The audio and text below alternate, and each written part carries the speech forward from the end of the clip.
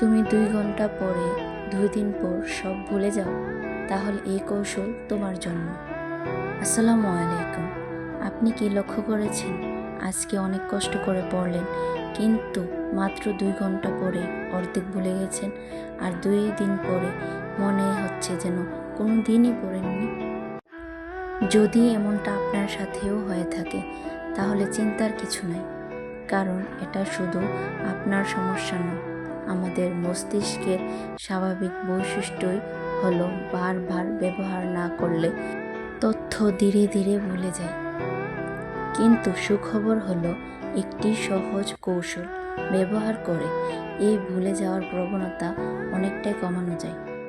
এই কৌশলের নাম স্পেসড রিপিটিশন। এটা কি? খুবই সহজ। একই দিনে একই পড়া 10 বার পড়ার বদলে নির্দিষ্ট বিরতিতে কয়েকবার রিভিশন করুন। যেমন, প্রথমবার পড়ুন আজ, দ্বিতীয়বার রিভিশন করুন আগামীকাল, তারপর 3 দিন পরে, তারপর 1 সপ্তাহ পরে, এরপর 2 সপ্তাহ পরে। এভাবে পড়লে তথ্য দীর্ঘদিন আপনার মনে থাকবে। আরেকটি গুরুত্বপূর্ণ কৌশল হলো নিজেকে পরীক্ষা করা।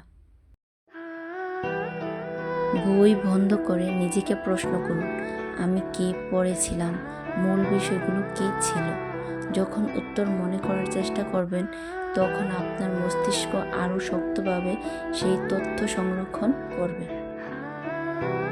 এছাড়া পড়ার সময় শুধু দাগিয়ে রাখবেন না, নিজের ভাষায় ছোট ছোট নোট লিখুন। অন্য কাউকে বোঝানোর চেষ্টা করুন, কারণ শেখানোর মাধ্যমে শেখা সবচেয়ে বেশি স্থায়ী হয়। আর একটা বড় ভুল আমরা প্রায়ই করি, ঘন্টার পর ঘন্টা একটানা পড়ি। বরং 25 থেকে 30 মিনিট মনোযোগ দিয়ে পড়ুন, তারপর 5 মিনিট বিরতি নিন। এতে মনোযোগও বাড়বে, মনে রাখার ক্ষমতাও উন্নত হবে। মনে রাখবেন, বেশি পড়া নয়, সঠিকভাবে পড়াটাই আসল। আজ থেকে 4টি নিয়ম মেনে চলুন। 1. নির্দিষ্ট বিরতিতে রিভিশন করুন। 2. বই বন্ধ করে নিজেকে পরীক্ষা করুন। 3. নিজের ভাষায় নোট লিখুন। 4. ছোট ছোট সেশনে পড়াশোনা করুন, দেখবেন আগের মতো সহজে আর ভুলে যাবেন না।